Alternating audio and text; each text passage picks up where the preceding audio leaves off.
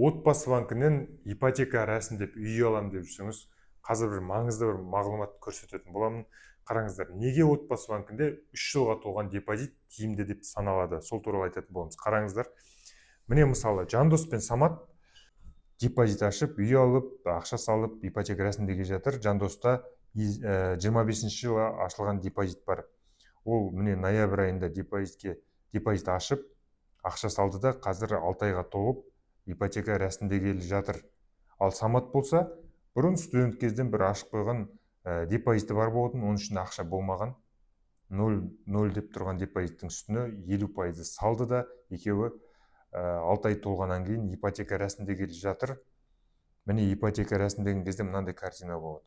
Жандоста 30 миллион теңгенің ипотекасын рәсімделдік, ай сайынғы төлем 212.500, 30 ай төлейтін болады. Аралық займ кезінде 30 ай ипотека төлейді.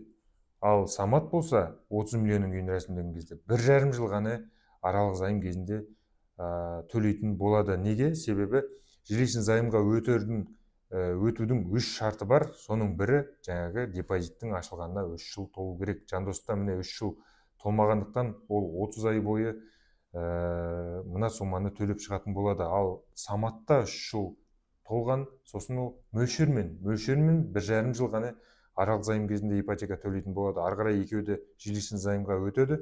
Бірақ екеуінің айырмашылықтары мына уақытында.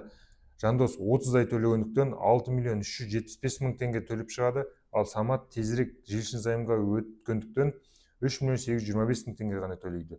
Сонымен екеуінің айырмашылығы міне 2.550.000 теңге айырмашылық болып тұр, достар. Көрдіңіздер ме? Самат ертерек ашып қойған депозиттің арқасында осындай суманы экономдап тұр, үнемдеп тұр. Сол үшін ағайын, қазірден бастап ақшаңыз, депозитке салатын ақшаңыз болмаса да, жай ғана бос депозит ашып қоя салыңыз. Кейін осындай миллиондарды үнемдейтін боласыз. Осы видеоны таныс туыстарға, ағайын туысқа таратып қойыңыздар. Ал парақшада ипотека туралы ақпараттар айтылады, тіркеліп қойыңыз.